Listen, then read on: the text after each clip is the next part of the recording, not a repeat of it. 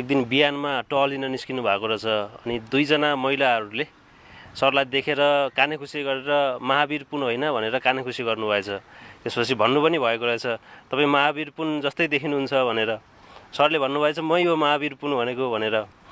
अनि उनीहरूले पताएनछन् अब अनुहार मात्रै महावीर पुनको जस्तो भएर भएन, दिमाग पनि महावीर पुनको जस्तो चाहियो भनेर ती महिलाले महावीर पुनलाई नै भनेछन्। त्यो अनुभव कस्तो रह्यो? अनि त्यो त रमाइलो हुन्छ यस्तो कुराहरू हुँदाखेरि। र उनीहरूले भनेकै हो तपाईँ त ठ्याक्कै महावीर पुन जस्तै रहेछ भनेको। मै हो नि बहिनी भनेको उनीहरूले पत्याएन। कहाँ महावीर पुन जस्तो हुनु पऱ्यो नि दिमाग पनि भनेको। दिमाग त छैन बहिनी मेरो, हेर्दाखेरि उस्तै देख्यो होला भनेर म चाहिँ हिँडेको हो। सरको दिमाग चाहिँ कस्तो छ खास? दिमाग छैन। दिमाग चाहिँ भनेको कुरा के हो भने दिमाग भन्ने कुरा मेरो मात्र होइन सबैको हुन्छ। तर त्यो दिमागलाई कसले कसरी प्रयोग गर्ने र प्रयोग गर्ने वातावरण के छ त्यो अनुसार चाहिँ दिमाग चाहिँ अगाडि बढ्ने हो।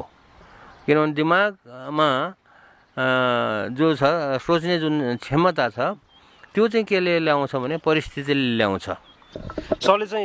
सरले यो कपाल चाहिँ आफैले काट्नु भएको रहेछ? आफैले काटेको।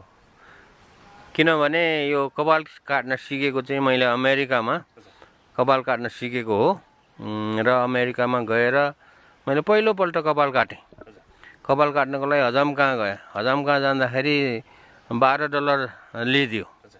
अनि मैले के सोचेँ भने यो कपाल चाहिँ आफैले काट्नु पर्यो भन्ने किसिमले कोसिस गरेँ। ऐनामा हेरेर हजामले जसरी कपाल काट्थ्यो त्यो चाहिँ मैले सिकेँ।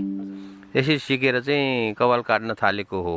यो चाहिँ अब अमेरिकामा छँदाखेरि 7 वर्ष जति बस्दाखेरि अब सधैँ आफैले काटियो। तर अब नेपालमा आएपछि यहाँ कपाल काट्न सस्तो पर्ने हुनाले कहिले पनि काटेको थिएन। अब यो 24 वर्षपछि फेरि मैले अस्ति चाहिँ काटेँ। किनभने अलि कपाल लामो भयो, काटेर हेरेको। लकडाउनको बिचमा सर यता बाहिर